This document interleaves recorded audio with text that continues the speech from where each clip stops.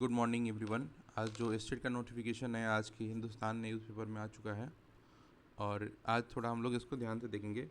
ये जो पार्ट है ये पेपर 1 के लिए है।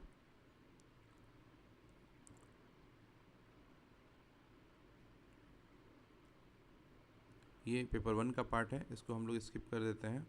अब आते हैं हम अपने मेन टॉपिक पे जो हमारा प्राकृत है। प्राकृत के लिए अगर देखेंगे तो यहाँ पे प्राकृत पीस जो है मेंशन है, तो इसका कोड आपको ध्यान रखना है। जो 212 है इसका कोड है, क्योंकि जब भी आप फॉर्म फिलअप करेंगे तो प्राकृत का कोड देना होगा, अपने सब्जेक्ट का कोड देना होगा। इसका जो क्वालिफिकेशन है, इसमें विषय में कम से कम 50% अंकों के सहित किसी मान्यता प्राप्त विश्वविद्यालय से क्या है स्नातकोत्तर जो पोस्ट ग्रेजुएशन है पीजी है उत्तीर्ण हो और राष्ट्रीय अध्यापक शिक्षा परिषद से मान्यता प्राप्त संस्थान से शिक्षा में स्नातक हो। ठीक है, तो बीएड होना चाहिए और इसके अलावा आपका बीएड होने के अलावा 50% मार्क्स होना चाहिए पीजी में। और इसमें कहीं नहीं लिखा हुआ है कि आपका जो ग्रेजुएशन है वो सेम सब्जेक्ट से होना चाहिए, यानी प्रकृति से होना चाहिए। सिर्फ और सिर्फ आपका जो पीजी है वो होना चाहिए इन सब्जेक्ट से।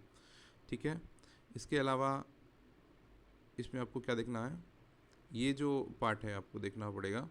जो एज है आपका 1 अगस्त 2026 से काउंट होगा, तो इसके अकॉर्डिंग आपका जो एज होना चाहिए। इसके अलावा और जो हम लोग देखेंगे यहाँ पे टोटल जो है वही सेम पैटर्न है।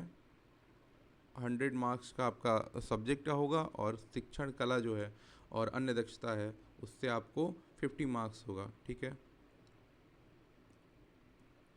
अब आगे हमें और क्या देखना है, यहाँ पे जो आपका जो मार्क्स का क्राइटेरिया है वो एक बार देख लेते हैं कि जो महिलाएं हैं उनको 40% लाना है, तो 150 का 14% हो गया 60 नंबर। जो दिव्यांग है उनको भी 60, अनुसूचित जाति जनजाति को भी 60 नंबर चाहिए। ठीक है, और यहाँ पे जो जनरल है उनको 75 मार्क्स चाहिए, 50% मार्क्स। ठीक है, अब आते हैं हम लोग इसका जो फ़ी है पेपर 1 पेपर 2 दोनों के लिए अगर आप करेंगे, पेपर 1 पेपर 2 के लिए तो आपको 1400 रुपये देना होगा। और सिर्फ पेपर 1 अगर आप करते हैं या पेपर 2 अकेले करते हैं तो 960 रुपये देना होगा। ठीक है, इसके अलावा आप देख लेंगे आगे में और इसमें क्या मिलेगा आपको। ये आपको ध्यान देना होगा। आपका जो क्वालिफ़िकेशन है वो तो हो चुका है, बट आपको क्या क्या लेना है इसमें से यहाँ ध्यान दीजिएगा। आपको जो रंगीन फ़ोटो करना है, ठीक है, उसमें फ़ोटोग्राफ को स्कैन किया जाएगा। साइज़ 80 KB से 200 KB तक होना चाहिए, इससे इम्पोर्टेंट नहीं है।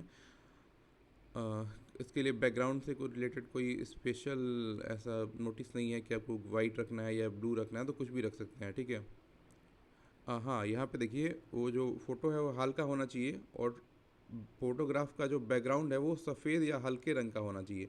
तो कोशिश करिएगा कि सफ़ेद ही रखें, हल्के रंग का तो रहने देते हैं, बट सफ़ेद रखनी है। ठीक है, इसमें कोई टोपी वगैरह नहीं होना चाहिए, चश्मा नहीं होना चाहिए, वो तो अलग ही बात है।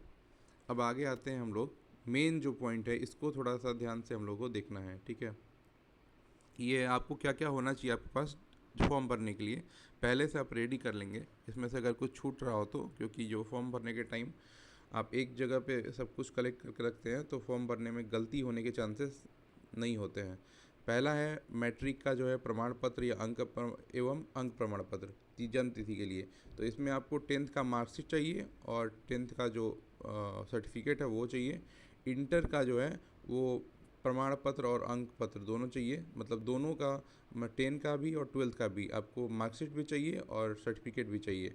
उसके बाद स्नातक जो है ग्रेजुएशन जो है इसका प्रमाण पत्र एवं अंक पत्र होना चाहिए। अगर अंक पत्र के साथ साथ आपका प्रमाण पत्र नहीं है तो आप प्रोविजनल डाल सकते हैं। स्नातकोत्तर जो है उसका भी प्रमाण पत्र अंक पत्र होना चाहिए, ये हो गया।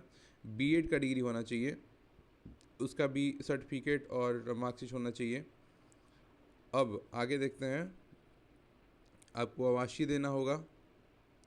इसके अलावा आप आरक्षण का दावा करने हैं या महिला हैं तो आपको भाई बिहार का जो डोमिसाइल है उसको देना होगा। और नीचे देखते हैं इसमें कुछ, अगर EWS के लिए अलग से इसमें तो नहीं दिया हुआ है। अगर आप EWS का फॉर्म भरते हैं ना तो आपको जनरल से भरना है, वो जनरल से ही लेगा, अलग से EWS का कोई ऑप्शन उसमें नहीं देगा शायद। तो ये चीज़ आप एक थोड़ा सा ध्यान रखेंगे। एक चीज़ यहाँ पे आयोग ने स्पष्ट किया है कि कभी कभी ऐसा देखा गया है, सॉरी सॉरी सॉरी, कभी कभी ऐसा देखा गया है कि ऑनलाइन आवेदन का भरते समय जो EWS के लोग होते हैं वो EBC गलती से भर देते हैं, ठीक है। तो यह जो कि पूर्णतः गलत है। EWS श्रेणी आवेदक माध्यमिक शिक्षक परीक्षा जो स्टेट परीक्षा है उसमें आवेदन के पोर्टल पर अपनी श्रेणी जनरल रखेंगे। तो इस चीज़ को आप ध्यान रखेंगे, अगर आप EWS से हैं तो आप EWS के चक्कर में EBC मत भर दीजिएगा।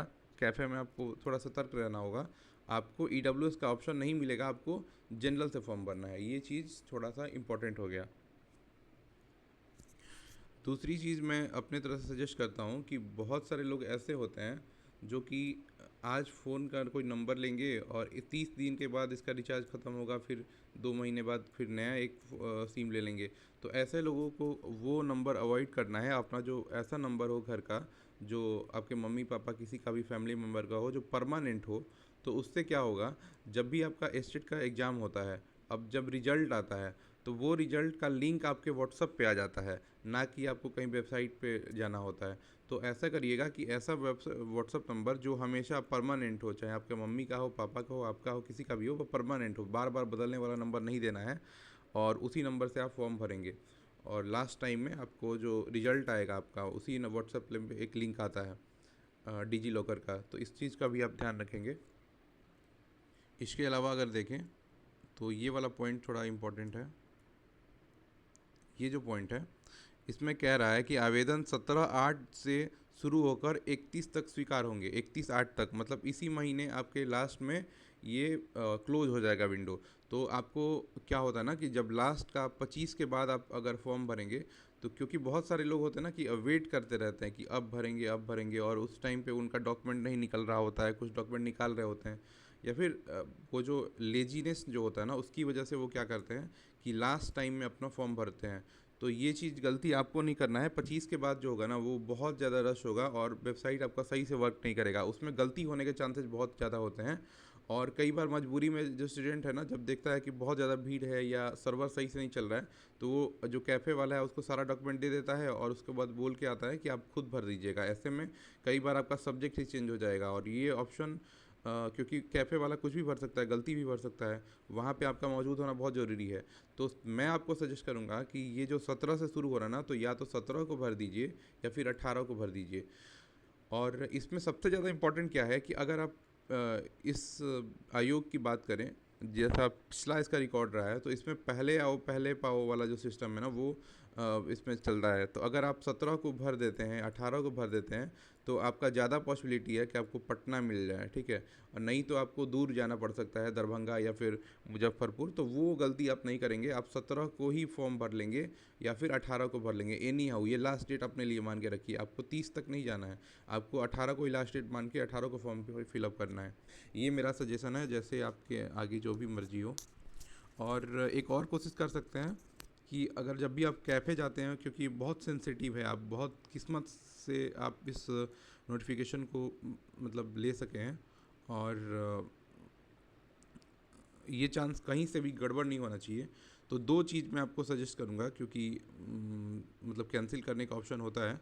तो जब भी आप फॉर्म फिलअप करें तो अपने किसी बहुत क्लोज फ्रेंड को, जो कि आपसे मतलब थोड़ा सा मैच्योर हो और उसके अंदर बहुत ज़्यादा वो ना हो कि गप मार रहा है वहाँ कैफ़े में बैठ के, उसको आप साथ में ज़रूर ले लें। और वो आपका जो भी डॉक्यूमेंट है उसका मतलब जो डेटा है उसका मैच करते रहे, कोई गलती ना हो। दूसरी बात, जिस पे भी आप ट्रस्ट करते हैं, जब आपने फॉर्म फिलअप कर लिया तो फॉर्म फिलअप करने के बाद उसको क्या करें, अपने फ्रेंड को सेंड कर दें, उसका जो रिसीविंग मिलता है उसको सेंड कर दें, ताकि वो एक बार फिर से मैच कर पाए। क्योंकि कई बार आप जब वहाँ बैठे होते हैं तो वो मिस्टेक कर देते हैं और आपके दिमाग में भी नहीं आता है कि ये गलती मैंने कर दिया। जैसे कि सपोज आपको मान लेते हैं पटना डालना है और गलती से आपने पाटन डाल दिया, तो आप गुजरात चले जाएंगे।